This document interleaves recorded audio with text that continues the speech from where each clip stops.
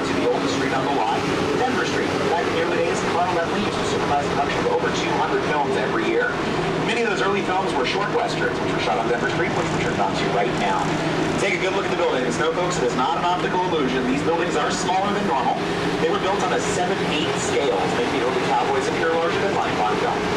What looks like brick on the side of the building out here on Denver Street, it's actually foam rubber, so when the cowboys get into street fights, they can get thrown against the brick walls and they don't get hurt. And back in those early days, we replaced some of the windows out here with a flimsy breakaway material called candy glass, so when the actors would get into bar fights, one of them could get thrown through a candy glass window, the window would break away, and the actor would get up on the other side without a scratch on him. And I know that sounds like our early cowboys were wimps, but trust me, they were big weapons type actors who were dangerous, hard to transport, and a little too expensive to feed. You've seen Denver Street in movies like Winchester 73 and Destiny Rides Again, both starring the great Jimmy Stewart. It's also used in some of my favorite Hollywood fight scenes. Here they're coming at you right about now. We're just gonna stir things up here. You bet I am. Folks, get your cameras ready. We got a little deer running around over here on the right. I saw a deer run over. He's also dangerous, hard to transport, and a little too expensive to feed.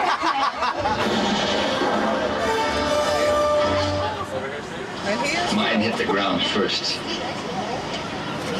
What do you mean? It's not part of the show.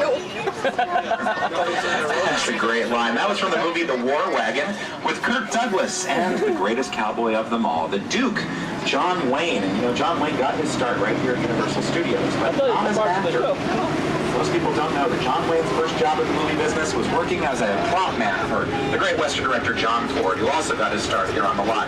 But back in those days, Mr. Wayne was known by a different name, his real one, Marion Michael Morrison, the worst name ever for a cowboy. John Wayne was just his stage name, which, believe it or not, he never legally changed. But don't dare call him Marion. Didn't work all that well. Now remember how I said we can take audiences from the bottom of the ocean to the surface of the moon? Here's how we do it. Coming up on the screen is our underwater tank. Using ABC's Alias and NBC's Fear Factor, the actors are in the tank when the director, the crew, and the camera remain dry while they film through the windows built into the side. So the motion picture Dan Aykroyd and Tom Hanks battle a giant python inside our larder tank, which is actually coming up ahead of us here on the left. Of course, Tom Hanks is no stranger to the lot. Right in front of the water tank is actually the surface of the moon that he walks on in this dream sequence in Apollo 13. To bring Tom Hanks up to the real surface of the moon. That would have cost us about $1 billion. It's too expensive, even for Universal Studios. So we built it right here on the lot. Probably didn't even know the difference. I know that's pretty hard to believe, so try this on for size. Folks, the park over here on your right is New York Central Park. That's just as much as the camera needs to see anyway. It's filled with special angles. We can set cameras up from different sides of this park, make it look like a much larger park than it really is. Just beyond Central Park is the entire Pacific Ocean. Hundreds of movies and television shows have transformed this lake in the middle of our lot into an entire ocean on film, using a combination of clever camera angles, tight editing, and highly detailed movie miniatures. That's actually how we did the battle sequences for the movie Midway.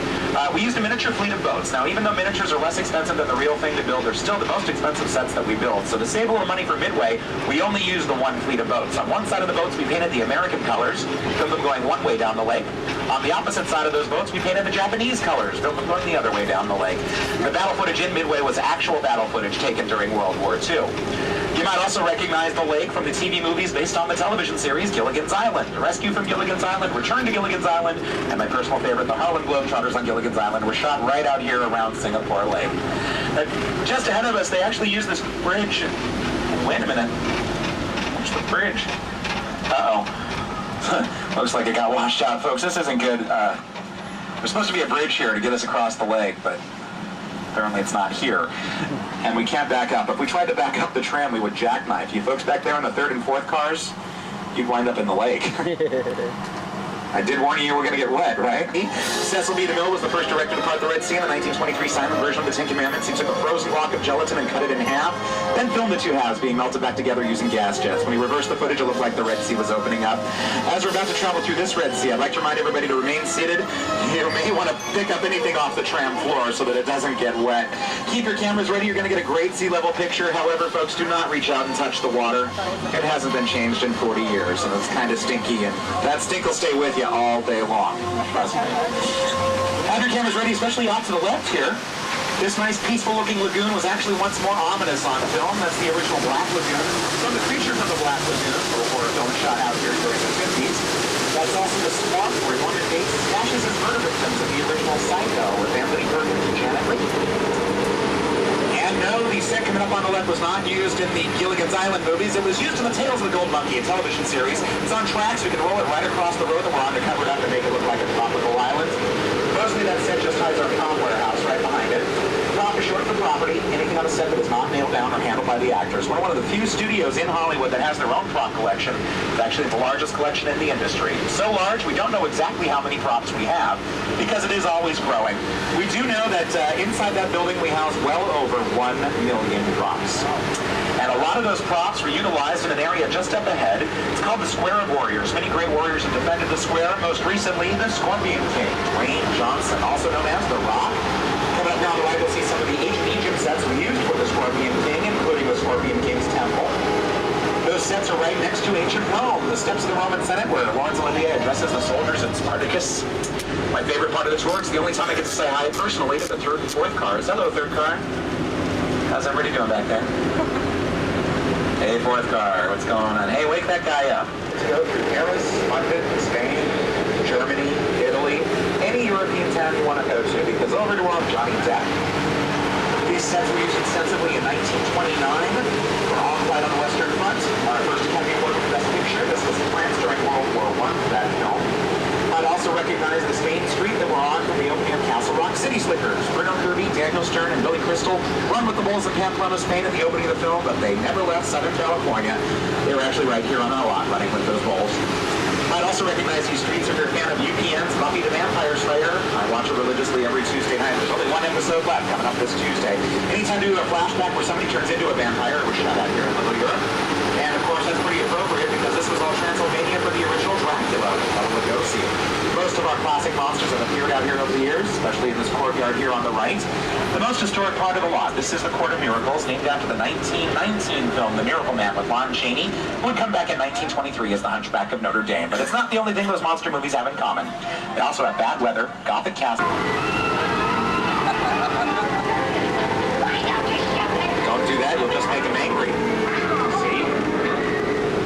I have another special treat for you folks. Just ahead of us is Stage 50, the newest soundstage on the lot. Unlike the other sound stages, which are only 98% soundproof, Stage 50 is 100% soundproof, where much of the action of the film takes place.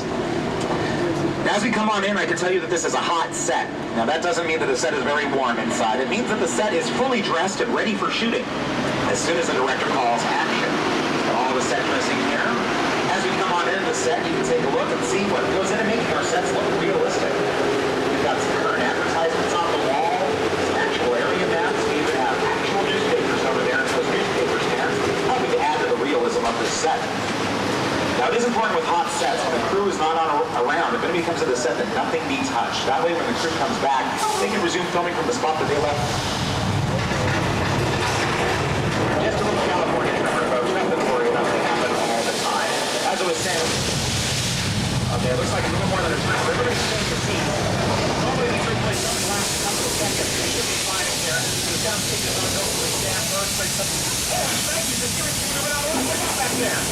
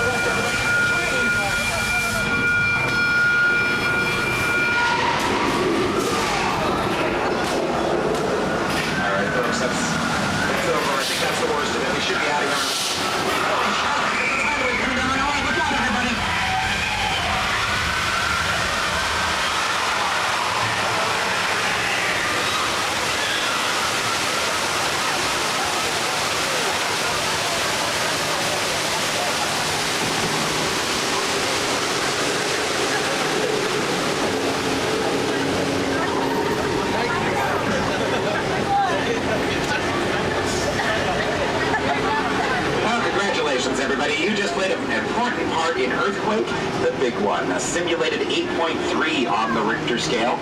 One of the most technologically advanced live special effects presentations in the world. We created that Earthquake with a device called a gimbal. That's a big platform that our tram was on. That was doing all of the shaking.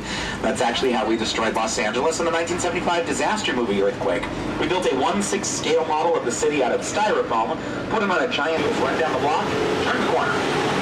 As we travel through 6 points, take a look at some of the doors. Some are a little larger than normal, like the ones on the left. Some are a little smaller than normal, like the ones on the right. A little camera trick we play on here.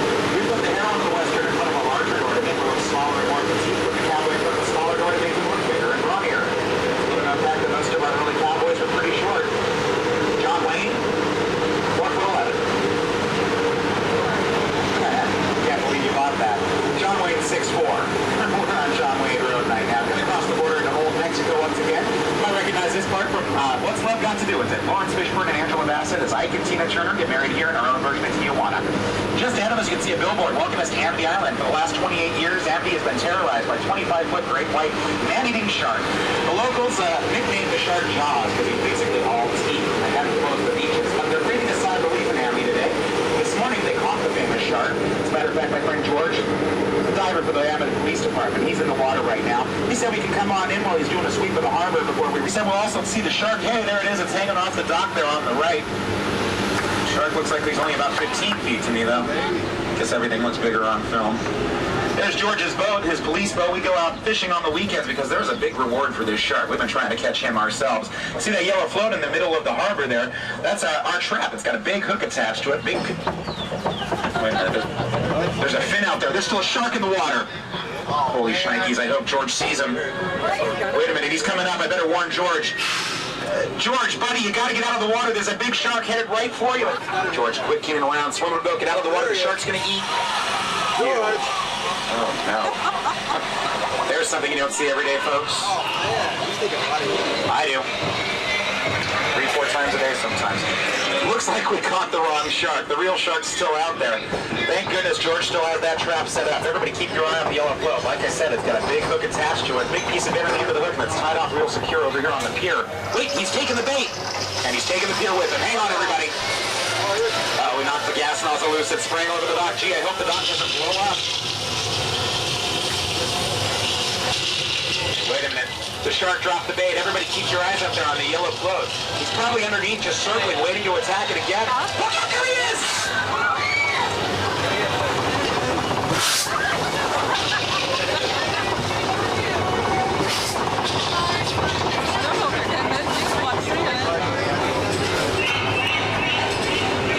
There he is, folks. Bruce, the shark from Jaws. Bruce is pretty talented. Take a look. Spielberg's lawyer. True story. I got Steven Spielberg here to tell you all about working with Bruce. That's a much maligned shark. It didn't really work all the time. It didn't work probably at all. Wherever you were on the island, you hear the radio. They were always saying, the shark is not working.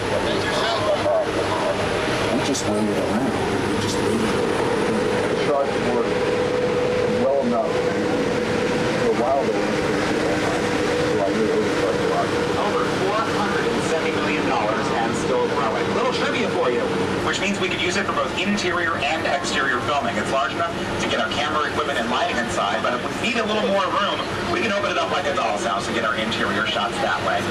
I recognize Miss Mona's backyard. That was also Jessica Fletcher's backyard for 12 seasons of the TV show Murder, She Wrote with Angela Lansbury. Now we're going to turn on to Colonial Street right now, which has been home to more stars than Beverly Hills. You'll see signs out here in front of the houses letting you know what they've been used in. I've also got a few clips to show you here. Everybody from Tom Hanks and Jimmy Stewart to former President Ronald Reagan have had houses out here at one time or another. This street provided the perfect backdrop for classic television shows like The Munsters, Leave It to Beaver, The Hardy Boys Mysteries. More recently, this was on Providence for the NBC series Providence with Melina Canacarides. The Hanson family home for Providence is over here on the right, with a big tree in front of it. Providence filmed up here every single weekday for 2 straight years until they were put on permanent hiatus. We were sad to see them go. They were nice folks, but they do live on in reruns and in syndication. And it's a good thing they moved out, because in recent years, this street has seen some pretty hard times. It was completely destroyed by a killer comet in Paramount DreamWorks Deep Impact with Elijah Wood, terrorized by a guy named Freddy Krueger in New Line's Nightmare on Elm Street, Part 6. And every Tuesday night, this is the town of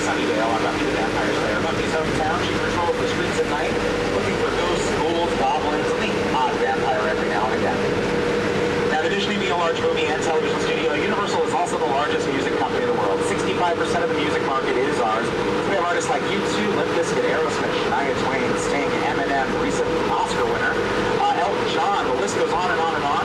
So we do film music videos on the lot. I've got one for you here that was shot on Colonial Street. Go ahead and sing along if you know the words to Smash Mouth's All-Star, but it should be on the screen. A little karaoke for you.